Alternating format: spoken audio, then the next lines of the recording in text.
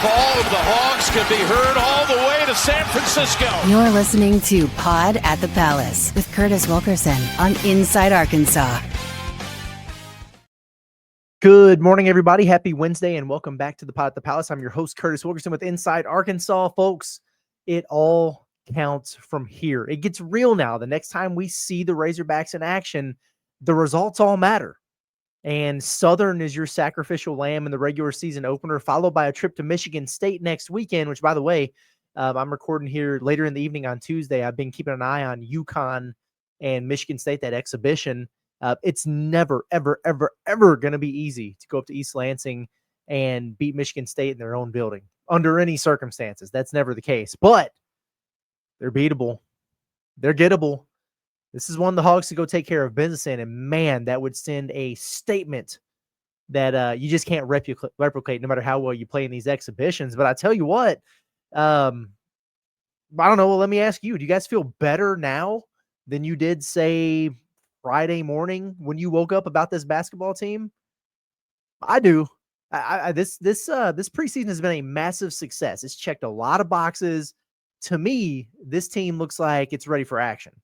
And I cannot wait to see it. We're going to have a little bit of fun today. We're going to do some then to now comparisons, kind of jogging the memory to how we felt this time a year ago versus how we feel now. We're going to dive into what surprised and what stands out as things that Arkansas needs to work on after watching these two exhibition games. And we're going to wrap with we're going to call it the regular season readiness scale on all the rotation pieces for Arkansas based on, what we thought they were and what we've seen so far in the preseason. So looking forward to that. Looking forward to the rest of the week. I mean, I don't even know if we really need to tidy up the depth chart. I think we pretty much know what it is. But now that we've seen the guys, we might go back through and, I don't know, revamp our SEC power rankings. We'll probably go ahead and go and do an official, update of the game-by-game projections for the season. It's going to be a lot of fun. I can't wait. But first, we got to get through today. And it starts by letting you know about our friends over at Walter Christmas Lighting of Arkansas. My plan is Thursday night to record the Pod at the Palace from my front yard. That way you guys can all see the lighting that I got hooked up with for Halloween. That way you can go ahead and hit them up and get set up for your Christmas lights. They'll take care of you at Walter Christmas Lighting of Arkansas. If you are in Northwest Arkansas or the River Valley, give them a call. Have them install and set up your house with professional lighting like you've never seen before. They provide the materials, any color, any pattern. They install the lights, free maintenance throughout the holiday season, and they come do all the takedowns in January. Text our guy Brett for a free estimate today, 479-459-1380. Check out their website at walterchristmaslighting.com or like them on Facebook by scanning the QR code there on your screen. All righty, let's get into it. I don't know. Let's see. Different teams, different seasons, different results in exhibition play for Arkansas this year compared to last. And it's not like last was a disaster. They had that really fun win in there. I guess, let me put it this way. In hindsight, even though we really went overboard, we were still snake bitten by the Purdue thing from the year before.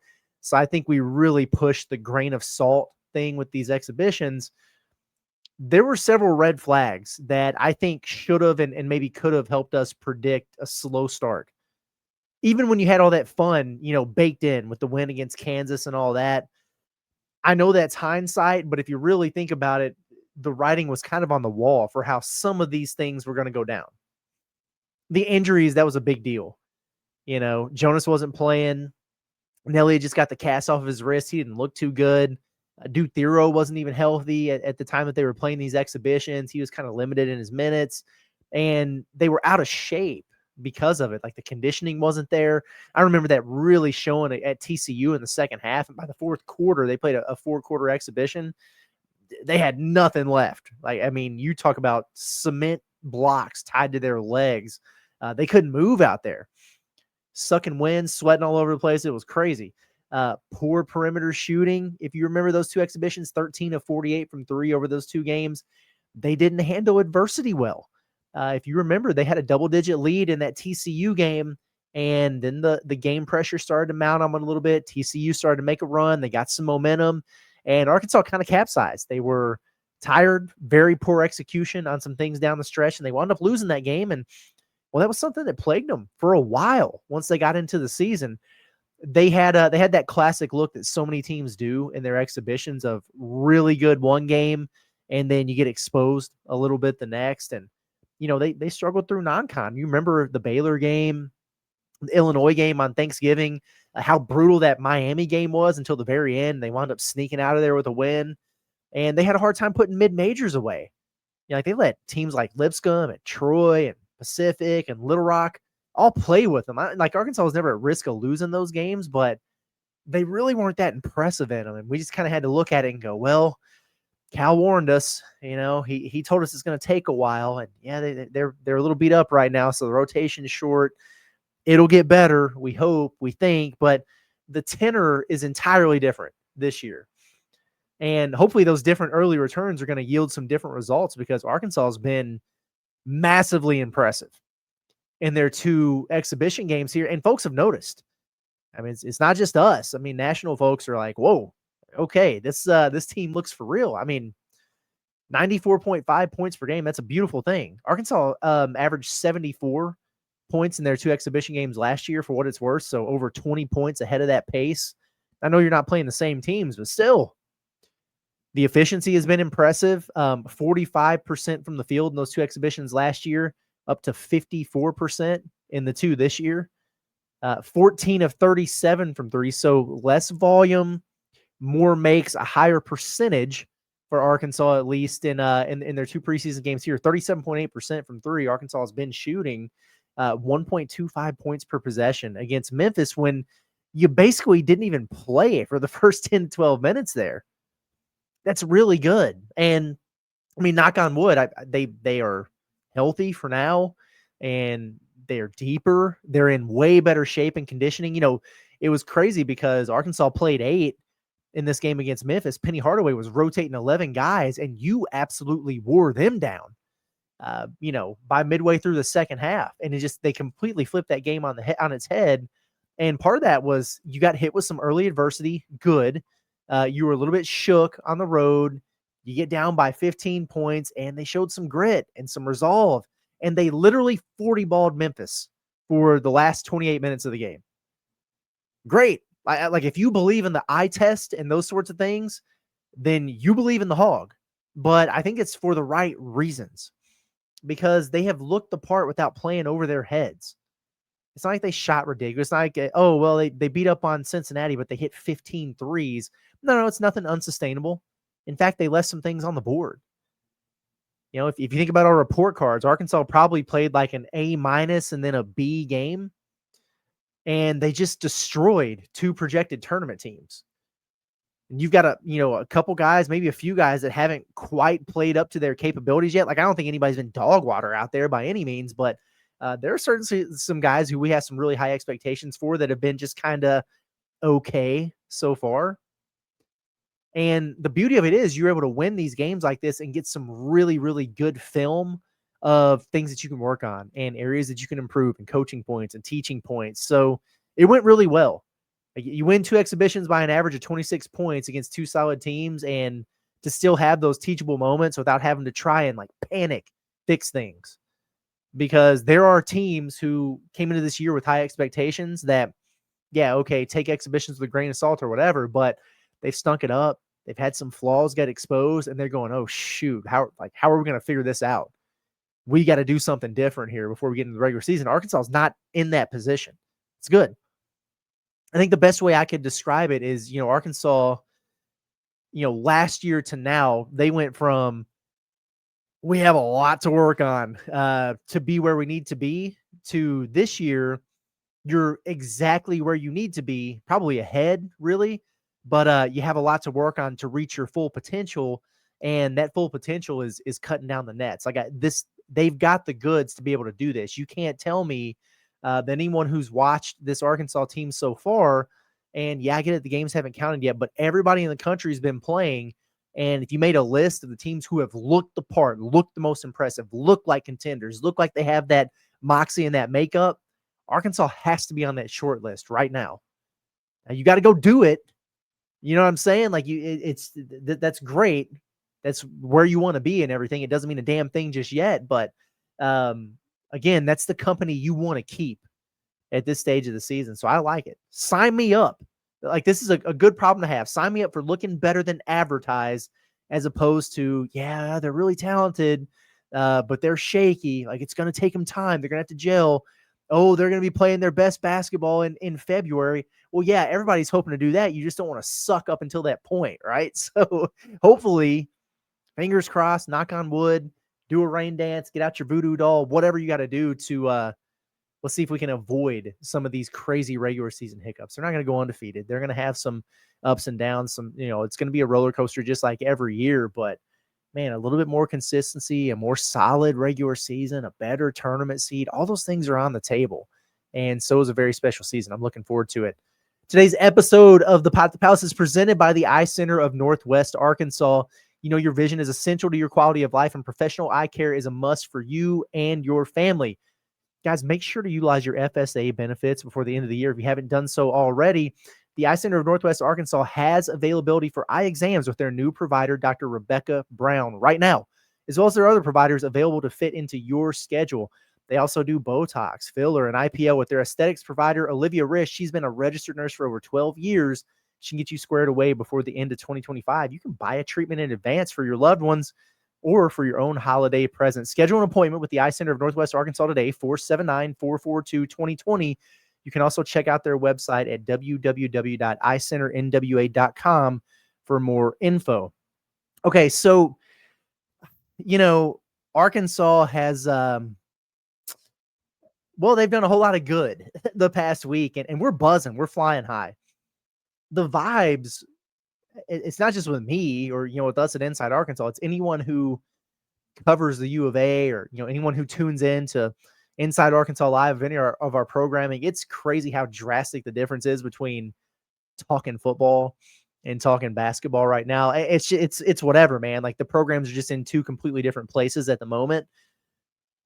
But Cal is dumping sugar in that Razorback Kool-Aid, ain't he? Like, the way that he's talking to and about his team.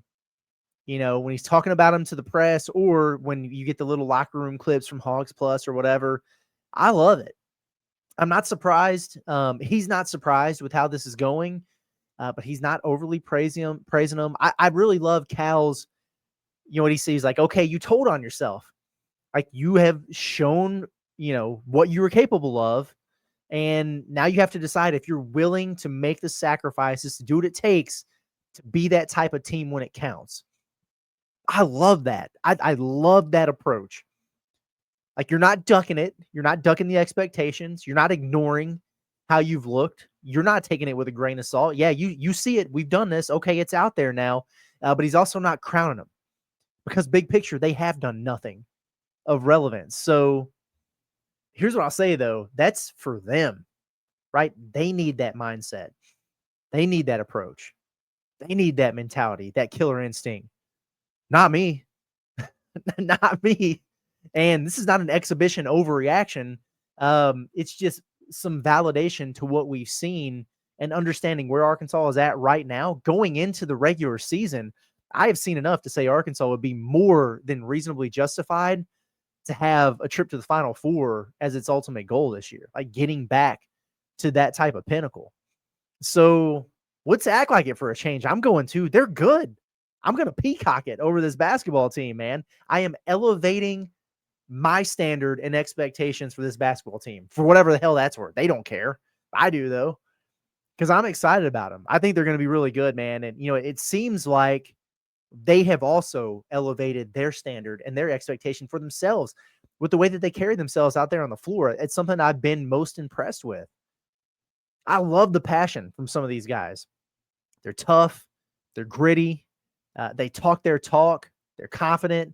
But it's not without a few leaks to still patch up. And I already mentioned it, but I think maybe my main takeaway from the past couple games here is Arkansas has they've been dominant without being perfect. So what I want to do here real quick, and then we'll move on to some player stuff. Like, let's roll through 5 areas of improvement on this already very, very good squad that could level them up even more. If you're looking for them to take the next step, if you're like me and you've watched these exhibition games and gone, dang, man, Arkansas looks really, really good, And I'm so impressed with what they're doing, but there is another gear to this. Like it can get better. There's still some stuff left out there on the table. Then this is where you're at. Okay, where do you find those small little improvements that can just push you over the top? I mean, number one, the low hanging fruit to start here, free throws. Am I right? I mean, it's the easiest thing in basketball because it's the only uncontested thing in basketball. And Arkansas is shooting plenty of them. They're getting to the line a ton, and that's half the battle. But you can't be a Final Four contender and be sub 70% as a team from the free throw line. Yes, you scored 89 and 99 points despite that, though. Right? It's like you don't have an offensive issue, but I as good as Arkansas has looked, I don't think that they're going to beat the hell out of everyone they play.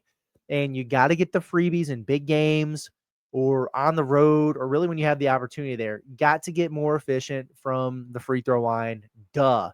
And I'm encouraged by what I saw from Meleek Thomas. I'm trying to think what would your closing lineup look like right now if you're trying to hold a lead late in the game and you know you're going to be getting fouled, opponent's going to be trying to extend the game, and you got to go knock down free throws.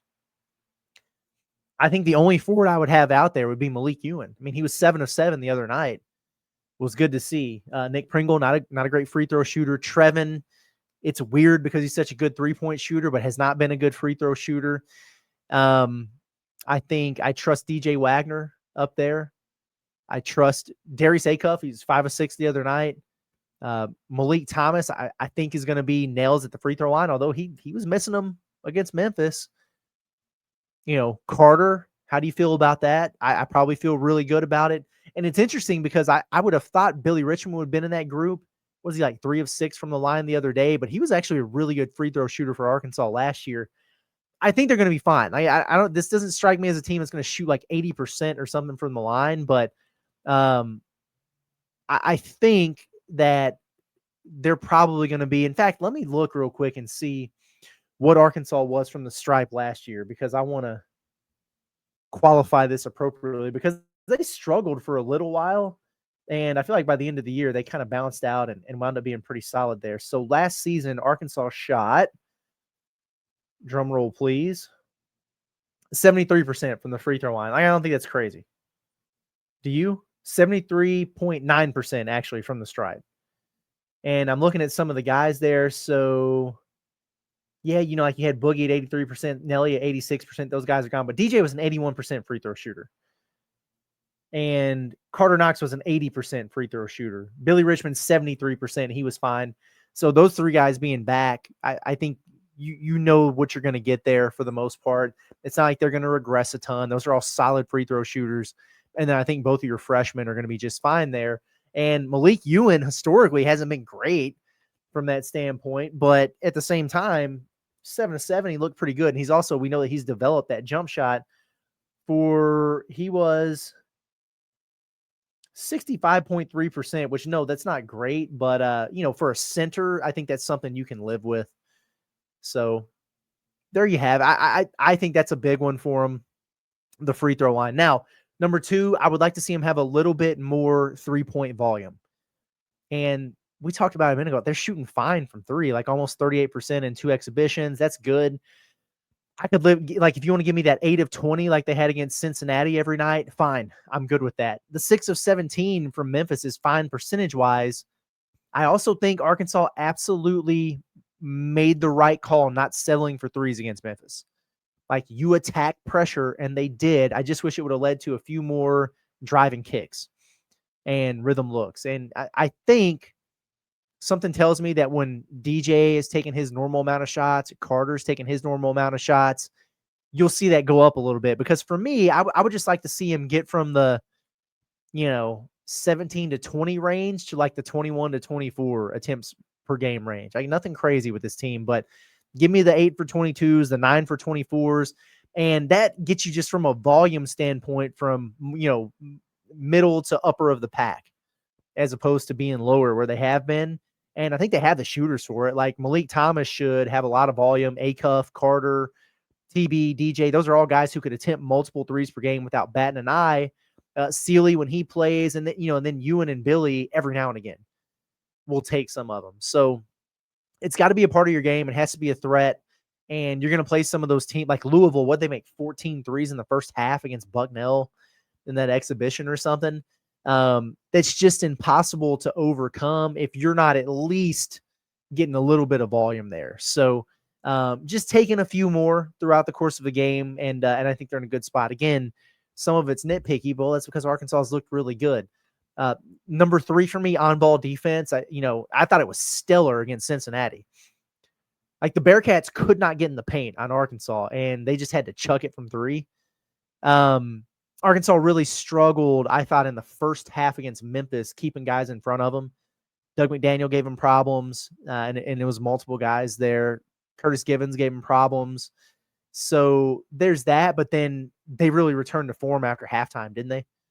I just think that this can be a really stingy group defensively. It looks like it. They got a lot of really intriguing pieces there, but it all breaks down when these guards are able to get to the nail on you, right? And it collapses the defense. You get kickouts, and some teams are going to be able to make those shots that Memphis wasn't. So getting a little bit better there, and really it's just a couple of guys that I think need to step it up from that standpoint, and they're going to be fine. But as I think about, okay, you've been beating the hell out of people. What were some of the things where it's like multiple times in a game that I've gone, I can't have that? Well, that's one of them, right? Number 4, I have rebounding on both sides of the floor, and they've been fine from that perspective, but this should be an elite rebounding team. That's why John Calipari challenged them publicly at SEC Media Days, and I thought they were that in the second half against Memphis. So I'm super encouraged by that, but maybe not so much beyond it. Looking at offensive rebounding percentages, 24.1% of their misses they rebounded against Cincinnati, 37% against Memphis. So their goal is 40%. That makes you like one of the elite offensive rebounding teams in the country. We split the difference from that and where they were last year at 28%. We landed on 34 as a goal for them. So that's about where they're at through these 2 exhibitions. And they went 1 for 2 in those games, right? Now, they did give up 15 and 12 offensive rebounds in these games, but you got to do the percentage thing with that as well. Like both of those teams missed a ton of shots. One of them shot under 30%. One of them shot just over 30%. Cincinnati missed like 50 shots in that basketball game. And both of these teams have missed a lot of threes. And so those usually are longer rebounds that become easier to grab from the offensive glass there. But whatever. Like Arkansas is not rebounding poorly, but if we're digging for 5 team areas they can improve on, I think this is clearly one. And, we have now seen what it looks like when Arkansas gets super aggressive and dialed in on the backboards and assertive. And that was the second half against Memphis. Just give me more of that. It's also worth noting your best rebounder has played 22 combined minutes in these 2 exhibitions because of foul trouble. So like when Nick Pringle, that's just going to add a layer to it. They're going to be fine from that standpoint. I just would like to see a little bit more. The last one for me, and maybe something to keep an eye on, just speaking of fouls, defending without fouling. And I'm not super concerned about it. Like part of it, they kept talking about on the broadcast, then they were getting on my nerves, but there's some truth to it. Like it's just not getting away with things in games that you do in practice, because coaches don't want to stop play in practice for every bump and every hand check, but officials will. Part of it's getting in game shape. Like if you're tired, your defensive stance is going to slip. You start using your hands instead of moving your feet, whatever. But 25 fouls at Memphis and you send them to the line 36 times, that usually gets you beat on the road. And it didn't in this case, but it usually does. Not nearly as bad against Cincinnati. You had 21 fouls, but only put them on the line 16 times. That's good. That's fine. Still, though, in that game, you had 3 of your rotation guys with 4 fouls. And, you lost Nick Pringle. He barely played because of foul trouble against Memphis. A-Cuff had 2 early. TB and Malik Ewan both had 4 in that game. So, like, your entire front court was at risk by the end of the game. I have flashbacks to that St. John's game when the entire front court was on the verge of fouling out there, and you had guys who were having to play long stretches with 4 fouls, and they had to be a little bit passive so they didn't foul out, and you had to go small. It was kind of a wonder that Arkansas won that game. So, just be a little bit more cognizant of that, especially like go out there and go balls to the wall. I get it. But if you get one super early, be smart, right, about the next one there. They'll be fine from that standpoint, though. Cal's teams are historically pretty good about defending without fouling. And I know I just mentioned that St. John's game, but throughout the course of the season last year, Arkansas was really good from that standpoint. They had to be because they were so limited on numbers, and they wound up being a top 20 defense in the country also. So there's a balance to be found there for sure. Hey, folks, Blue Ember Smokehouse is a family-owned smokehouse specializing in handcrafted barbecue. From tender brisket to home-cooked sides, you'll find a hearty meal for every member of the family. Check out their great deals this holiday season to feed the whole family and your loved ones. You can get a whole turkey that feeds 18 to 20 for $69.95, a turkey breast feeding 12 to 14 for $54.95, and a whole ham that feeds 18 to 20 for $65. They also have side options as well. Half pan feeds 20 to 25 for $34.95, and full pans that feed 40 to 50 for $59.95. Things like mac and cheese, green beans, potato salad, baked beans, sweet potato casserole, you name it, they've got you covered. You also have Blue Ember Smokehouse cater any of those events. But if you're interested in that holiday deal, contact one of their stores, the closest one, your local Blue Ember Smokehouse. They have locations in Fort Smith, Jonesboro, Texarkana, Little Rock, Hot Springs, and Rogers, where we'll be on Wednesday for Inside Arkansas Live, a week from today. Just have your orders put in by November 21st, and they can be picked up by November 26th. Check out their website, www.blueembersmokehouse.com. Thank you for supporting your local Blue Ember Smokehouse. Good stuff over there. Good stuff. Okay. All right. You guys know how I feel about lists, and it's funny because I like to do lists and categories and organize things, which we're literally getting ready to do. But before we do that, let's go ahead and address a couple elephants in the list room. Meleek Thomas slander is just, it's not going to be tolerated. We're not going to do that here. Not from Andy Katz, not from CBS Sports. Andy Katz had that top 10 freshman list, and Meleek Thomas wasn't on it. I think that's just lazy. Somebody told me that he just copied and pasted the top 10 recruiting from the recruiting rankings. And now that I look at it, I think that's actually exactly what he did. But, Darius Acuff is on there, as he should be. I think he was 8th or something, 7th or something on that list. He's been awesome. Meleek Thomas has been better. I mean, he just has. And I think they should both be on the list. And if you call yourself a college basketball analyst, or an expert or whatever, you can't come across as a casual and look like you haven't seen these guys play. Like, he just should have been on the list. You tell me Meleek Thomas isn't a top 101 player in this country? Show me 101 players out there better than Meleek Thomas. You just can't. I'm telling you right now, you can't do it. So he wasn't on that list from CBS Sports. I know that there's more that goes into it than 2 exhibition games. It's body of work, all those things. I will point out that Meleek has been phenomenal in his first impressions, and he was also a 5-star McDonald's All-American, whatever. Arkansas got some love in there. Darius Acuff was on the list at 45. That's too low. Carter Knox at 62. That feels maybe about right. DJ Wagner on there at 83. Whatever. I just wanted to bring it up. I'm not going to get, I'm in too good of a mood to get on a rant about those kind of things. Now, we still have a couple days left in this week, so you never know what's going to happen. But let's throw our hoop hogs into some categories here and then call it a day. And we're going to call this the Razorback regular season readiness scale, based on what we thought coming into these exhibition games versus what we've seen in them. So I want to start with the better than advertised category. And I have 2 names who I think fit the bill here. Funny that I said fit the bill, because Big Bill is one of them, and Meleek Thomas is the other. Now, the Pot at the Palace has been on the right side of history with Meleek Thomas from day one. But I'm going to be honest here, as good as I thought he would be, and I've been bullish about it, I didn't think it would be like this. Not yet. He's really, really impressed me every single time that I see him, and I leave more impressed every single time that I see him. He's been awesome, folks. Dude is different. And, Meleek he is absolutely dialed, and he's got more shit to him than a construction site porta potty. Like, the dude is just, he's got that dog in him, man. It's crazy. And that goes such a long way for a young guy. There's not a passive bone in his body. He doesn't have a conscience. He doesn't feel guilty about anything. A sniper from 3, check. Playmaker, check. Competitive spirit, check. But I think maybe the most pleasant surprise for me with Leak has been the defense. The dude is out there making plays on both ends. And where people discounted him defensively, they did not account for the mentality that it takes to be an impactful defender. Meleek Thomas takes every single possession personally. If he is matched up against you, he hates you while he's playing against you. It's in his DNA. It's ingrained. And half the battle, more than half the battle on the defensive end of the floor is having that type of mindset. And that's why he's been better than advertised there.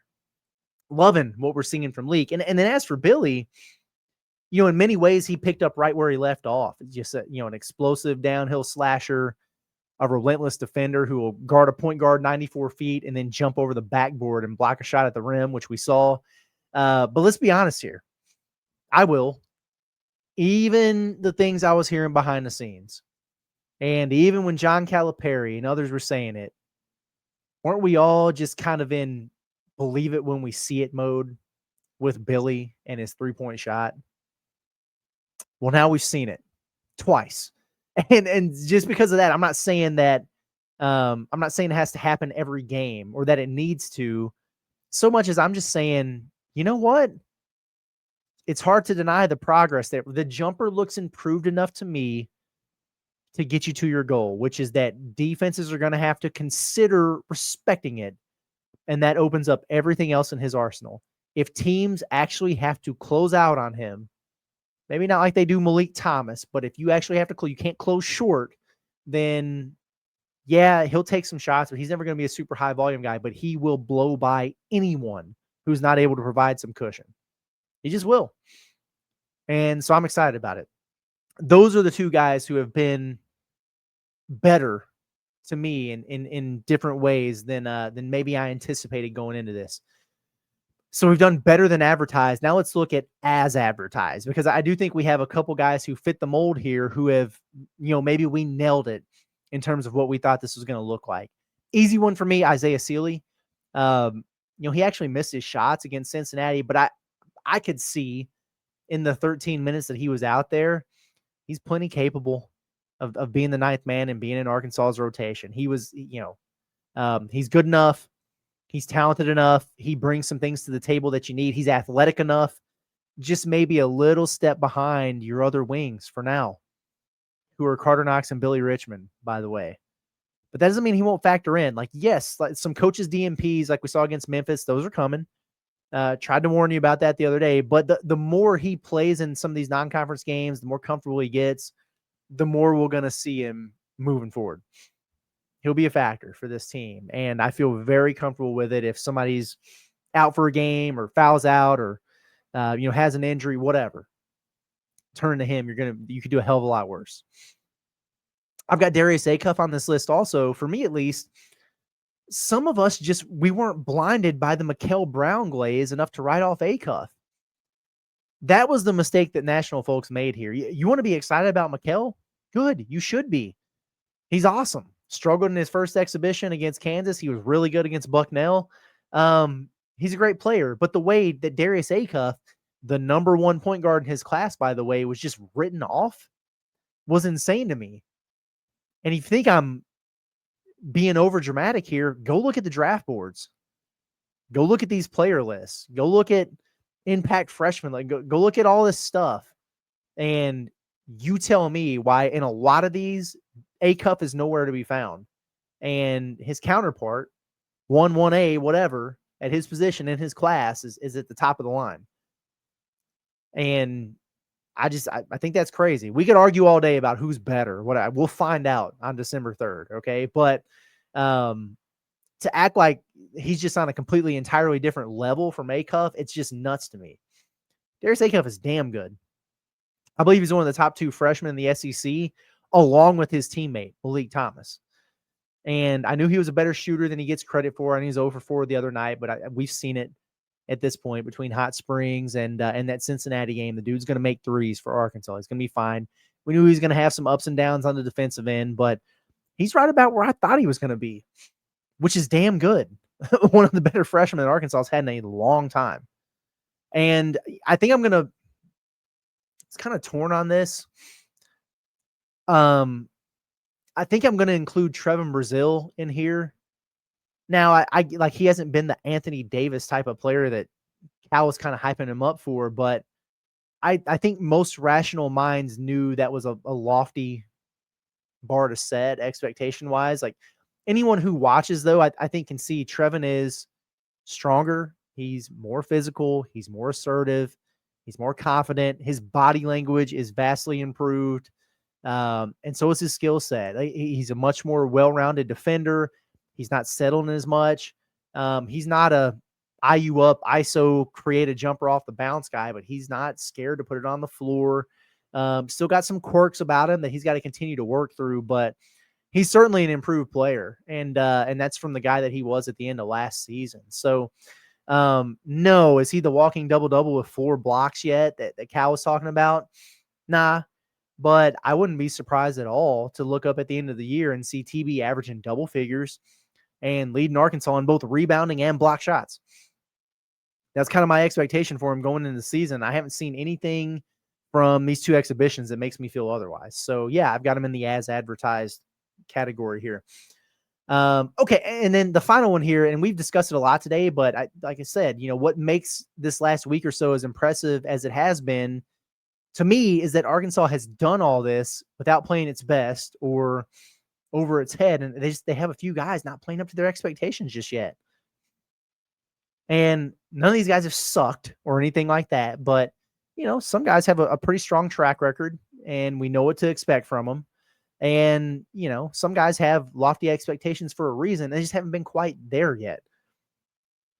That's the point, right? That is the point of these exhibitions. No, it's not a reason to panic or worry. This is why you play the games. This is exactly why you play the games. My point here, I think, is when the rest of these guys fully hit their stride and settle in and figure out what their role is going to be with this team, look out, because Arkansas is already scary. So do they become terrifying at that point? Like DJ Wagner, I think is a prime example here. What do you want me to say? DJ Wagner has taken 7 total shots and scored 10 total points over these 2 exhibitions. Well, even if he hasn't improved at all as a player, I think we should be able to reasonably expect that on a nightly basis out of him, not every 2 games. Like he's averaged 10 to 12 points his entire career in college basketball. So why would we think it would be any different? He's played with Rob Dillingham and Reed Shepherd and Antonio Reeves in his backcourt. Why would he not be able to do that with Darius Acuff, Meleek Thomas, and Carter Knox? You know what I'm saying? So yeah, I think from that standpoint, he's fallen a little bit below expectations. He's done some other things well. Like I said, I don't think he's been playing poorly. He kind of did for stretches against Memphis, but hell, the whole team did, right? The freshmen are thriving in their new surroundings. It just seems to me like the head of the snake in the backcourt, or the most experienced snake, whatever you want to call DJ, he's just trying to find a spot still, offensively at least. And again, that's why you play these exhibitions. He's going to be fine, but I'm looking at what Arkansas has done so far. I'm saying, damn, they've been doing that, and they're not even getting their penciled in 11 a night from DJ. Dang, happens when they do. Malik Ewan, now, in fairness, 15 points and 4 offensive rebounds from the Memphis game. I think that's about right in line with with what he's capable of giving Arkansas. So that's great. I think what you'll find, how often do we bring this up? It's going to be about motor and consistency with Malik Ewan. It's the only thing stopping him from being an all-SEC type of guy, because he'll have, a game or a couple weeks where he is, and then it'll drop for a game. It's kind of how it was at Florida State. That was a weird situation. So you get him out of there, get him to Arkansas, you get him with a guy like Cal, guy like Kenny Payne, coaching the big men, a culture of winning. It's just different around here. Can you harness his greatness? And so far, you have one game, Cincinnati, where he was just kind of going through the motions, and then he was much, much, much better the next one. So whatever. First game at a new place, okay. I just want to see him stack a few and be on regularly, and then I'm going to be really, really amped about Malik Ewan. I think that he can be one of the better big men in the SEC. That's my personal expectation for him. So, yeah, I think there's more in the tank there. Nick Pringle, I mean, he's been pretty much what I expected and hoped for, outside of only playing 22 minutes total in these 2 games. foul troubles killed him. He had 4 fouls against Cincinnati. He did foul out at Memphis. Hey, it's a luxury to have a guy like we just talked about, Meleek Ewan. He's plenty capable of giving you 30 minutes any game that you need him to. But Arkansas needs Nick out there. Like his physicality, his edge, his rebounding, his leadership, that stuff's so valuable out there on the floor. Some of the things that we've talked about, like, hey, these are places Arkansas can improve. Just having Pringle out there would do that. So that's it for me. Like I just want to see him play more. And it sucks that foul trouble has hampered that. I need to go look and see what his foul rate and everything has been over the course of his career. I know he's a big physical bruising guy, but like something's got to give with the minutes this season. And, maybe one of these guys at the center spot emerges and they wind up playing more, but you're going to need more than 11 minutes a game out of Nick Pringle. And you're going to get that for sure. And then finally, I've got Carter Knox here. I wasn't blown away, but I was just fine, perfectly content with the Cincinnati game. He had 13. He was efficient, 5 of 8 from the field. He hit a couple threes. Great. Okay. 10 points against Memphis, 7 rebounds. He did have 4 turnovers. He looked bad in the first half, and he looked better later. He really started to assert himself late in the game. Here's my only thing. We talked about it on the report card. The expectations are just sky high from Carter. Again, it's not that some of these guys are playing poorly. He's supposed to be an alpha on this basketball team. And I know you've got a couple dynamite freshmen, but that can't mean that Carter Knox only gets up 4 shots in 27 minutes of basketball. Ever. That can never be okay. So all I'm looking for is for Carter to be more assertive on that end of the floor. And some of it is him getting to his spots and his teammates finding him and getting him his touches early. And maybe that was part of it because Arkansas was so sped up early in the game and Acuff was driving by pressure and getting to the rim. And I don't even know when Carter got his first touch. So that's part of it. But you got to demand it, man. And that's all I want to see. Like I think that there's no reason why Carter Knox shouldn't be regularly getting up double-digit shot attempts.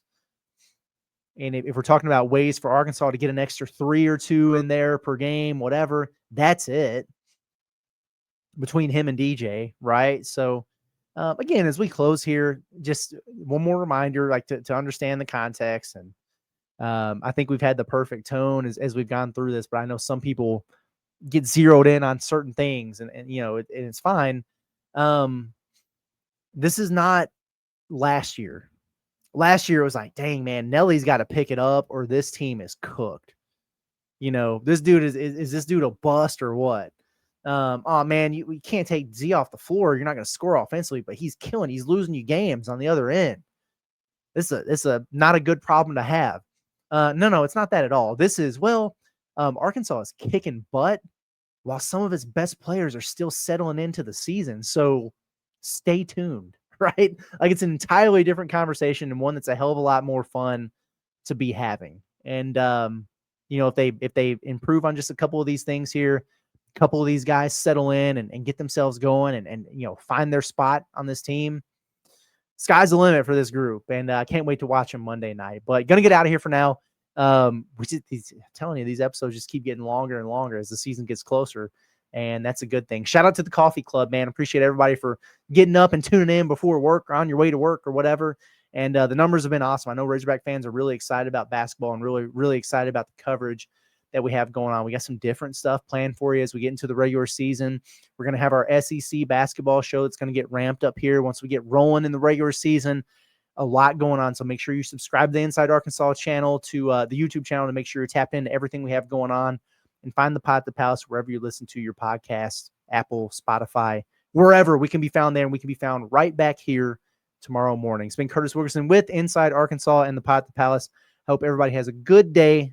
Enjoy yourselves. We're one day closer to the start of the regular season, but we'll see you in the morning.